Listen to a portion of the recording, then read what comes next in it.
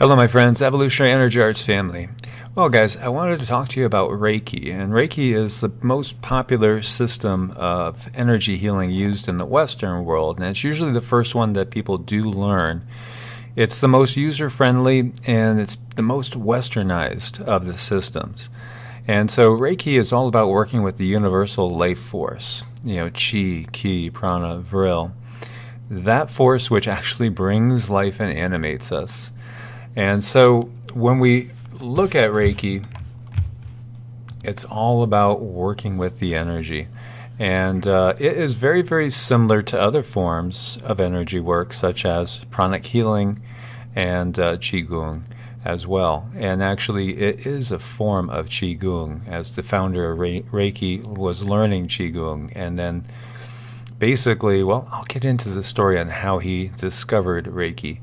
But what you're looking at there is a chakra on a palm. And so primarily what you are doing is you're channeling energy through your crown chakra and going and sending it through the palms and working on the patient, client, or yourself.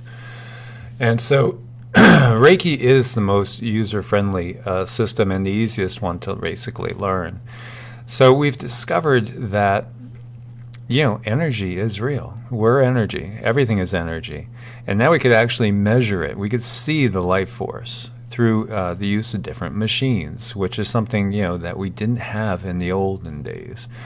But now everything has basically been verified scientifically that this is real. There are chakras.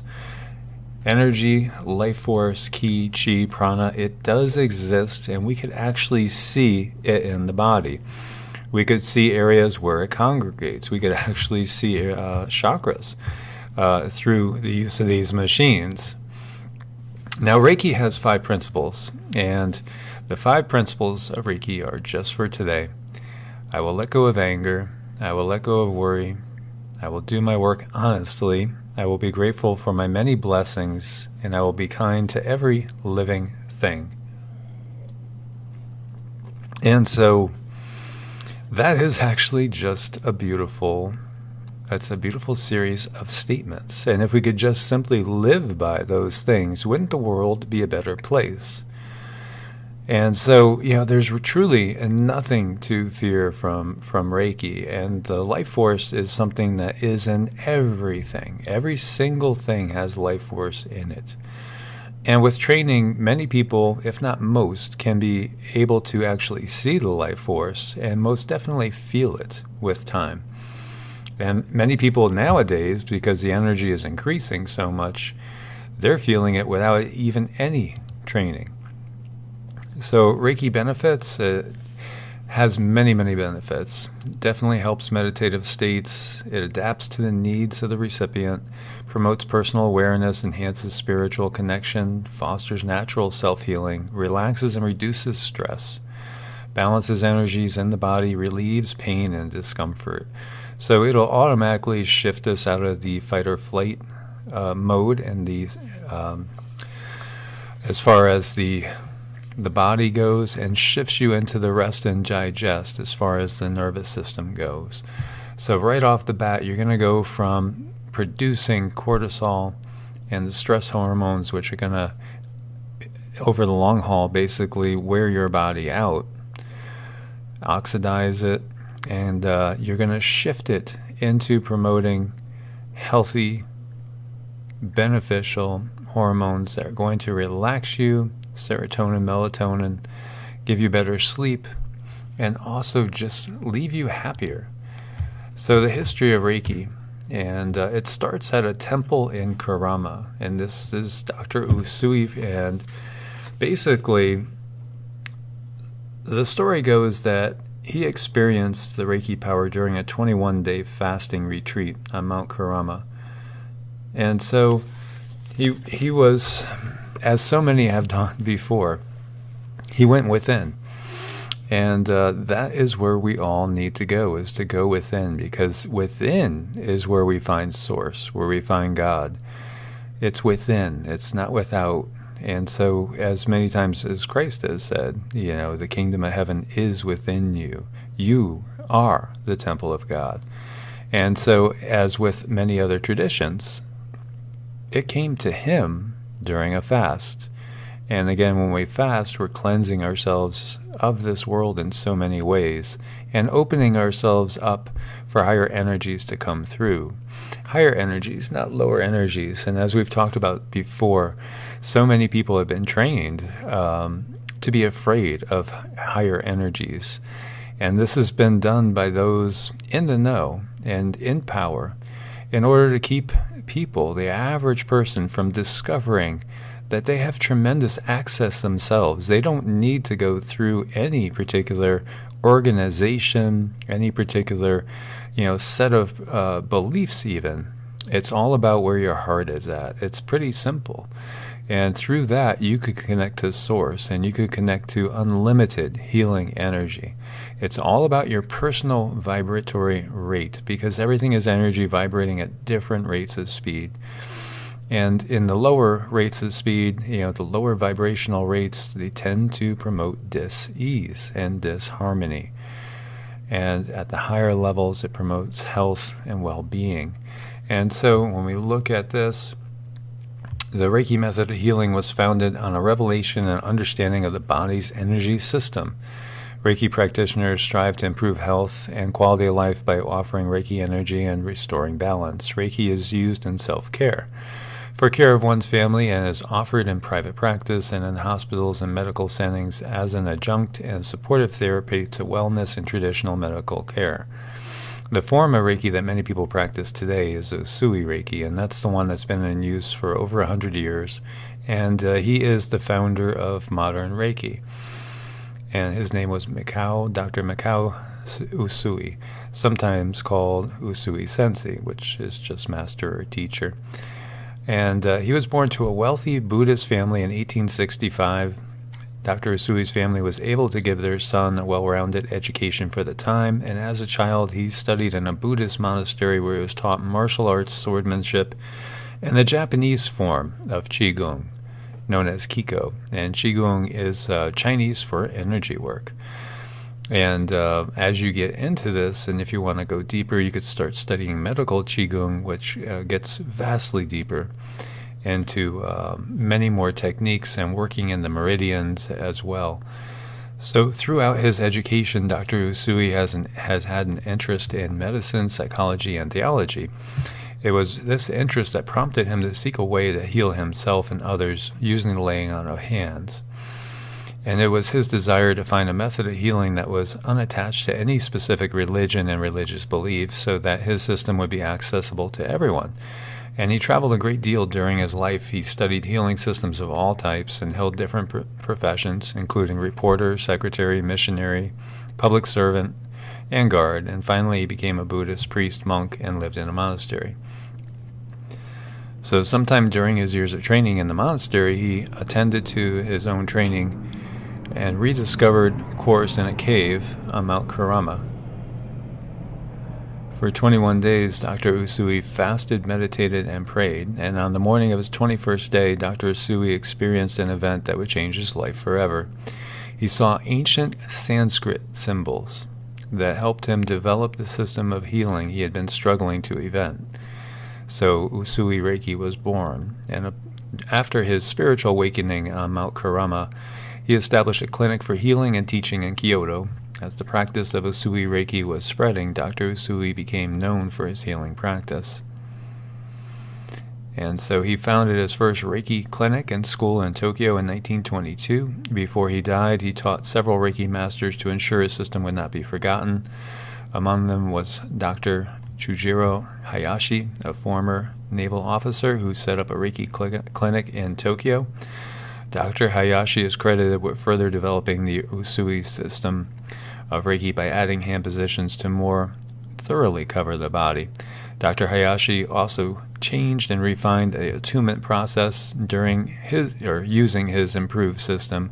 Dr. Hayashi trained several more Reiki masters, including a woman named Hawayo Takada.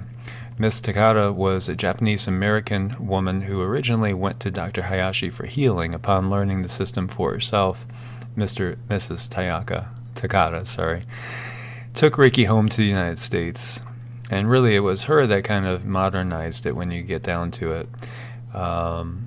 So Mrs. Takata was in Tokyo in 1935. She was very ill, needed surgery, but she strongly felt through her instincts that she didn't need the surgery to be healed.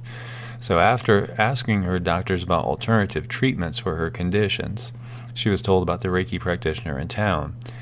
She had never heard of it, but she made an appointment, even though she was slightly skeptical. Following her initial meeting with Dr. Hayashi, Mrs. Takata saw Dr. Hayashi on a daily basis. She found the sessions to be relaxing and pleasant and ultimately healing. As time passed, she learned Reiki 1 and Reiki 2. When she returned to the United States, she continued to practice Reiki and eventually became a Reiki master. Much of this happened near the beginning of World War II. And Mrs. Takata wanted to spread her system of healing to others. She made changes to her Reiki practice and then used Reiki to help others in the United States. And that's a picture of Mrs. Takata.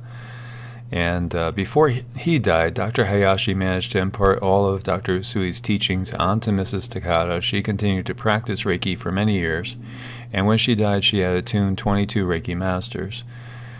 Today, people who practice Reiki use the methods developed by Dr. Usui. The genius of Reiki is that practitioners can utilize Reiki to help heal themselves and for their own wellness and enhance well-being. In fact, working on self-healing is the prerequisite for offering Reiki healing to others. Modern Reiki masters can offer the Reiki energy to others through gentle, static, light pressure, using the specific traditional Reiki hand positions, and even over the long distances like prayer is offered.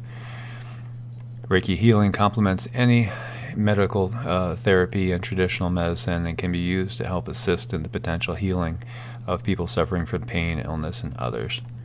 And so yes, she is the one that kind of modernized it even more.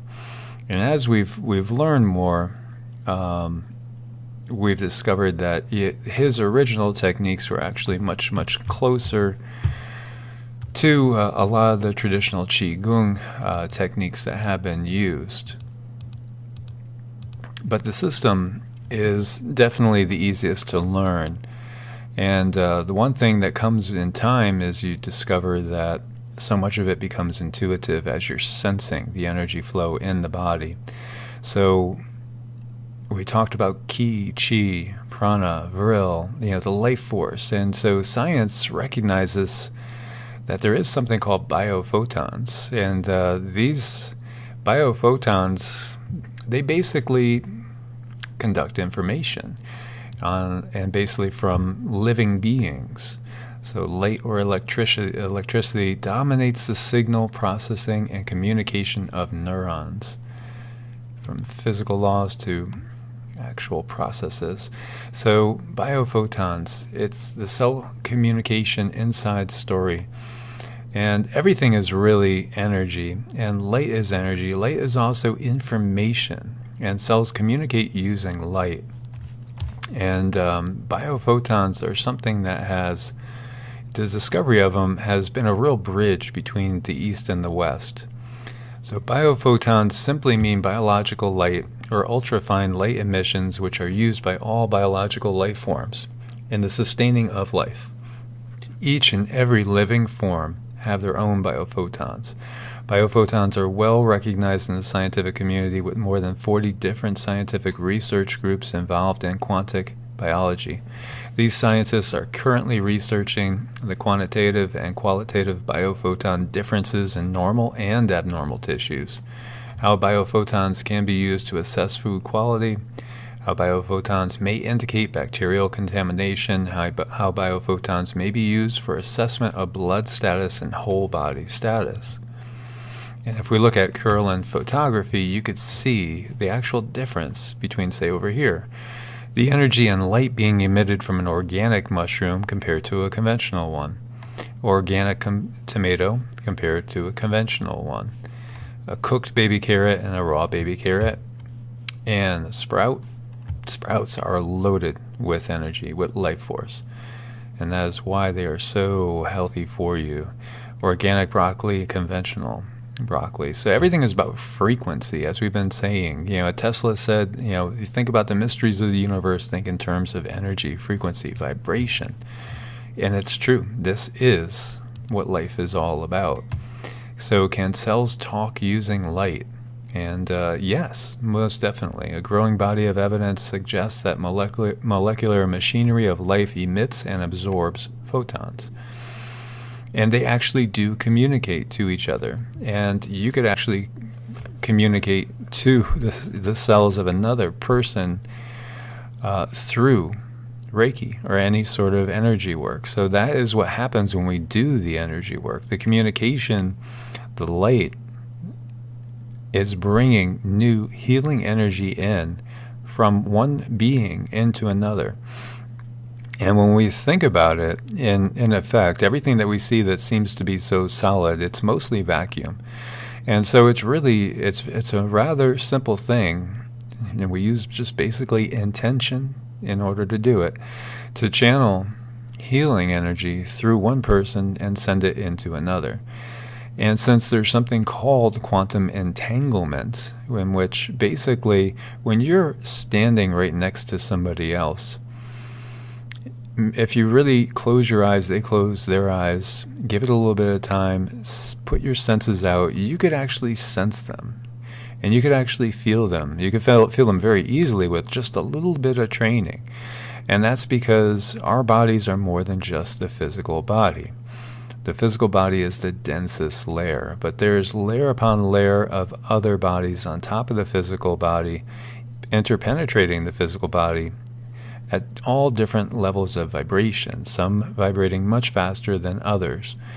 And so our bodies extend way out past the physical body and actually merge with others' bodies. And so we can easily exchange information, which is light, and that information can be healing information just simply through intention. As we see, when you look at an atom, basically it's mostly just pure vacuum. You have electrons circling the nucleus. And so there's times when we're completely interchanging our energy with others, even unconsciously, just from being in proximity. And that's something to be mindful of, because of course there are as well people that can be toxic depending on their circumstances, and really at any time any of us can be toxic if the emotions take over us, if the negative emotions, negative energies do. So it's it's very good to be mindful of our emotional state at all time.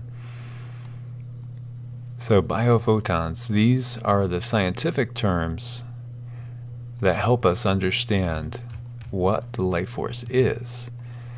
And so the question always comes up, should Christians practice Reiki or any form of energy work? As many Christians honestly have been trained to be very, very fearful of it. And that goes again back into all about holding power for yourself and the powers that be, and just a phobia in general. But when you look at it, look at the healing that Christ did. And people say, well, he was God. Yeah, but what did he say? He said, you will do greater things. So what does that mean? What does that really mean? That means this healing potential is in anybody and everybody. And when the Spirit came upon the apostles, they all were sent out and they could do the same healing that he did. So it's something that's inherent in all of us. We all have this ability. We all can do this.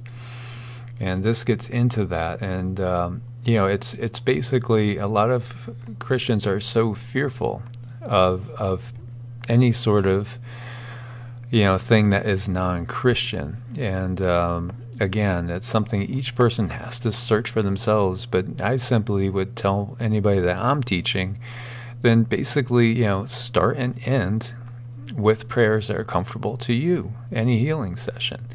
And ask that Christ work through you and, protect yourself, guard yourself with the archangels if that makes you feel better as well. So draw them in around you, ask for their help, and ask for the help of Christ himself to work through you. And that's perfectly fine. You could do that. As this is something that is non-denominational and not even really truly religious at all.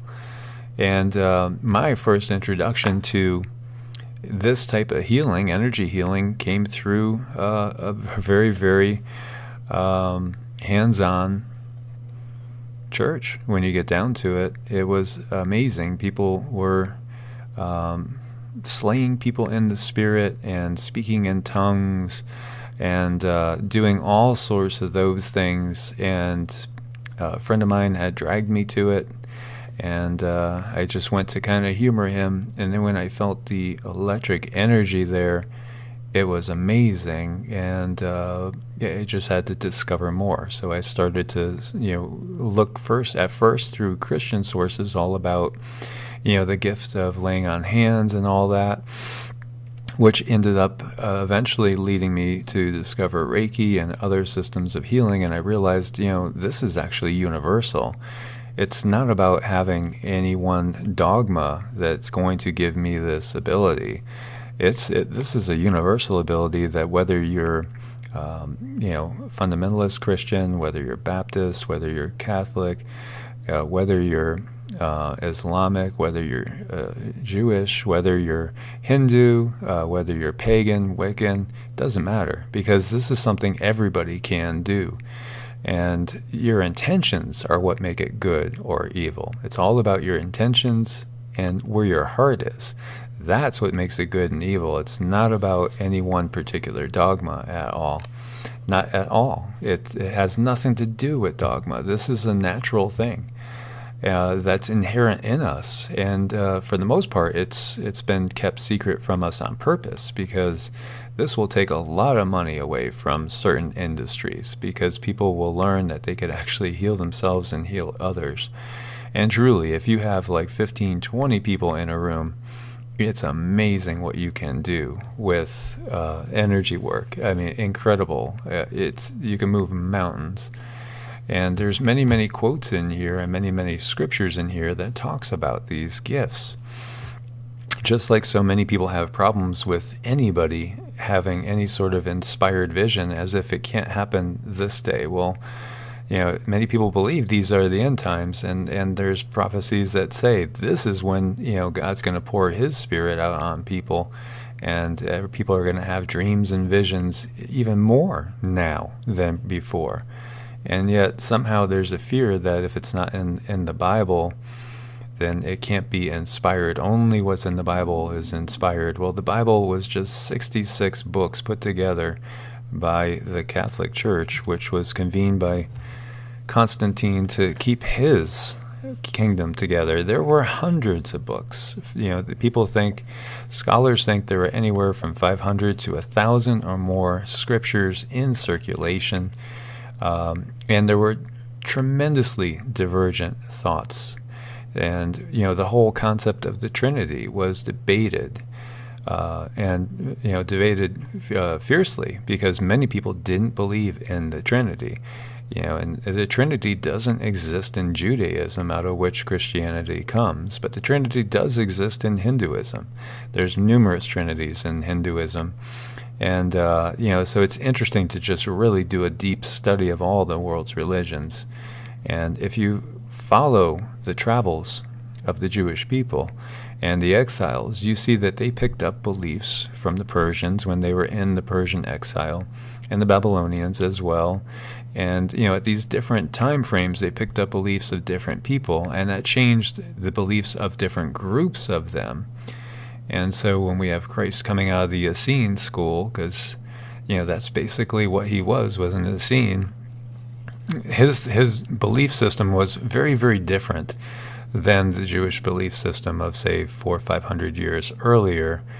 It's all about exposure to different beliefs, and it's a dynamic thing.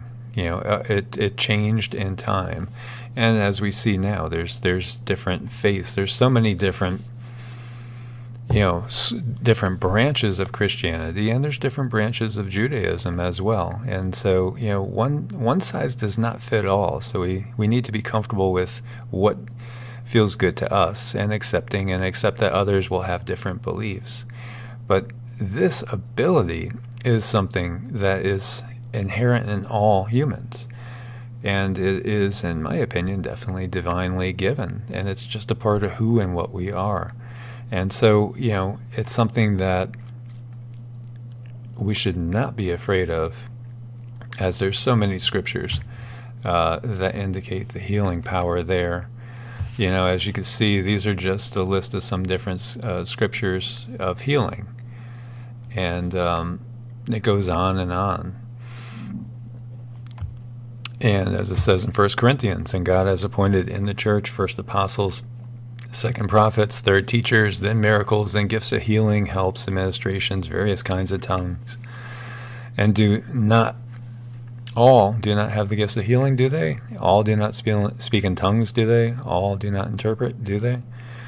It's a question, do they? Do they? Yeah, and it's a matter of being open to it. They will pick up serpents, and if they drink any deadly poison, it will not hurt them. They will lay hands on the sick, and they will recover.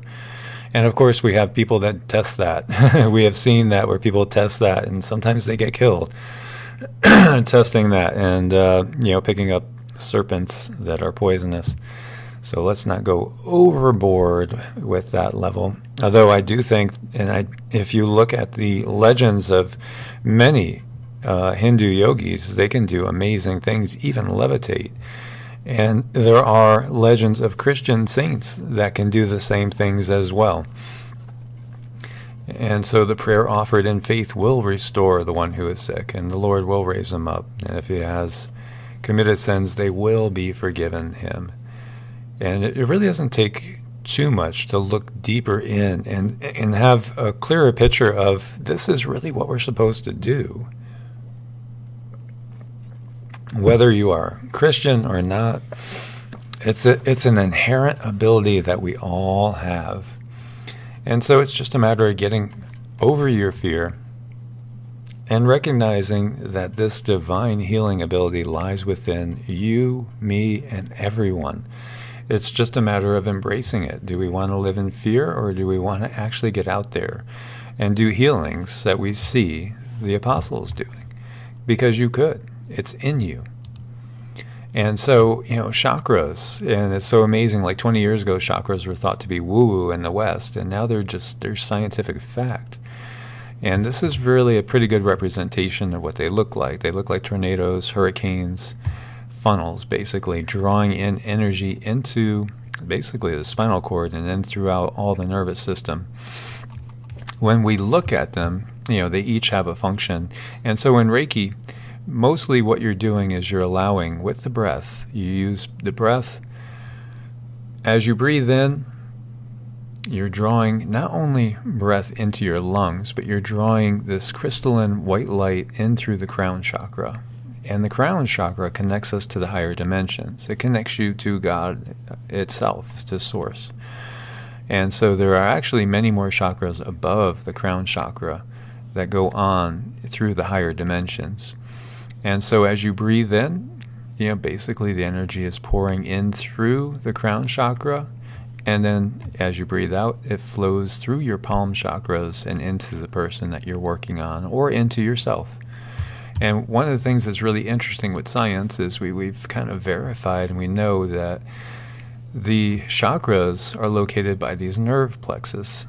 These different nerve plexuses go and send energy in through the spinal cord and into all the major organ systems. And so, we've got this tradition which is many, many, many thousands of years old, and somehow they knew that this is connected to the nerve plexus, the spinal cord. They really knew how the brain works, how energy works. They knew way more than we know now. This is an ancient thing. And the Kundalini, it lies dormant basically in the sacral area. And the more energy work you do, the more it will wake up as well. And so this is a chart on the different chakras, and it shows what they're associated with as far as their functions, their divine principles, physical properties, anatomical connections, and emotional connections. Emotions are powerful, and don't underestimate the power of emotions. And ultimately, that will amplify your ability, is maintaining positive emotions, love, compassion, really connecting in. And one of the techniques that I have used that has helped me tremendously, especially when I'm working on people that are very, very seriously ill, is that I will connect and I'll hold in my mind's eye, since I do come out of a Judeo-Christian background, but yet I've studied every religion I can.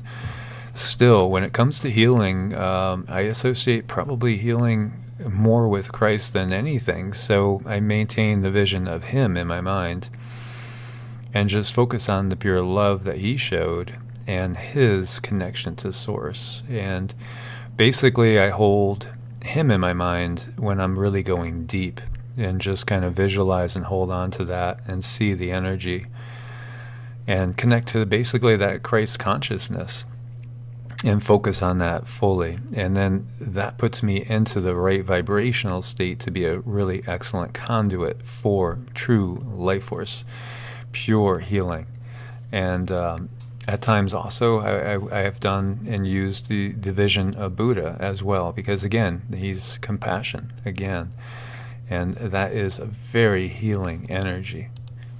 And so you could use whatever is comfortable with you. And so Reiki, one of the traditional positions that we hold before we start working is Gasho, which is basically prayer hands. And so for everybody in the West, it's very comfortable. You just put your hands together as if in prayer, and you do that. You just connect to Source, you connect to Christ or Buddha or whoever you want to connect with, whoever for you divinity is. It's that simple. And one of the things that I think is so sad overall is the fact that so often people fall into the trap of feeling that their way is the only way, and then they view these other benevolent energies as being evil and demonic, which is just such a sad, sad situation. Because, the people that I have met that are most saint-like, they show extreme tolerance and extreme understanding and extreme respect for people of all religions and philosophies. And they don't view somebody of a different philosophy that's a healer or a monk or what have you, as basically working for demons and devils, especially when all they're doing is trying to help humanity, trying to lift up people into positive vibrations. And so, it's definitely a very sad thing to think that, because all the traditions have people that are saints in them, all of them. So even when you look at, say the Catholic Church, for instance, and there were some comments on this, of course, there's saints in the Catholic Church. Look at Mother Teresa. We have Padre Pio. We have so many different beings that were divine saints. So even at the top, perhaps there's a lot of greed going on, a lot of power. We know that many popes had people killed in the olden days, and many popes came to power through, diabolical means. Yet that doesn't mean that there's not practitioners that are pure saints, as far as, you're able to be a saint in this world. And at the same time, also, there are many saints through many other traditions, like Buddhism and Hinduism and Islam and others as well. Shintoism, and we could get into so many different ones. So it's not about that at all. And as we said, dogma is human. Dogma is totally human. Dogma is not divine. But the divine spark is within all of us. And this is about Gasho, which is a ritual gesture performed by placing the hand palms together in a prayer or praying hands gesture. And it's the most fundamental and also most frequently used of all the mudras in Buddhist practice. And what does it mean? Well, it implies recognition of the oneness of all beings, and is used variously to express respect, prevent scattering of the mind, bring self into dynamic balance, express the one mind, the totality, the congruence of being.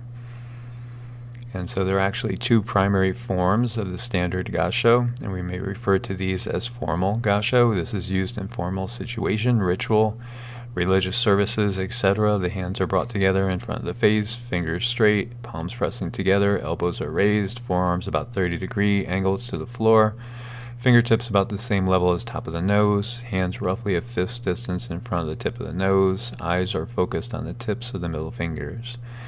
This formal gassho helps establish a reverential, alert attitude.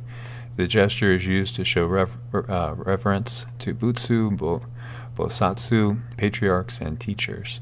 And then you have Mushin gassho, or no mind. And this is used primarily in greetings. Here the hands are held loosely together, tips of the fingers, thumbs still touch. There's a slight space between the palms. The forearms are about 45-degree angles to the floor. The hands are still held at the equivalent of approximately 1 fist distance in front of the tips of the nose, but the hands are lower in front of the mouth. The fingertips at a level just below the nose. The eyes are focused on the tips of the middle fingers. And so that is the standard, really. And it's just basically a centering. Now, there's many different hand positions that are used in Reiki, and depending on your teacher, they might teach you different ones. And since I use a lot of pranic healing, and especially QiGong and medical QiGong techniques, I do things quite a bit differently now than when I first started. And so, there's hands-on, and then there's also hands-off. And so, the question arises, when do you use which? Well, that's something that evolves with the person. But in general, I find that when we're working hands off, just in general, like when I'm charging or sending energy directly into a chakra, I work hands off. And when I'm just, like, say, trying to alleviate pain that's deep in the body, then I'll usually use hands on. So it does vary depending on the situation. And so I hope this gives you guys an overview of Reiki, and there's a lot more to it. There's a lot more to energy healing in general, but just wanted to give you guys basically a primer to get you some knowledge as far as how it is, how it started, how it goes, and really, as you become a practitioner, we all get more intuitive, and that's a beautiful thing because we evolve, everything evolves, and I think one of the things that holds us back in this world is dogma, and the thought that there's just one right way. I think things are meant to naturally evolve, and each one of us is a unique expression of divinity itself. And so I do think it's good to listen to intuition as you practice and as you grow, because often, that is coming from above, and that is coming from Source, God, your guardian angels, your spirit guides, whatever it is you want to view it as. That's fine. You could label things any way you want, but when you get down to it, labels are labels. They're just labels. They're just words. And so how do you basically find out what's positive? It's basically, you have to use discernment. It's that simple. And look at intent. Look at intent. Again, you will know them by their fruits. Are they doing good? Is it something that's positive, healing, and beneficial? Or is it something that is divisive? Something that's causing, fractionalism and divisiveness, infighting. If it's something that's doing that, then it's simply not good. And if it is good, then it's going to bring about harmonious energies and truly loving energies and natural healing with it. So I hope you guys enjoyed this. As always, my friends, thumbs up to support the channel. Please do subscribe and click the bell, get all notifications, and share with as many as possible. And we'll wake more people up to the healing potential that lies within each and every single being, regardless of denomination, belief, philosophy, lack thereof. It's within all of us. God bless, my friends. Namaste.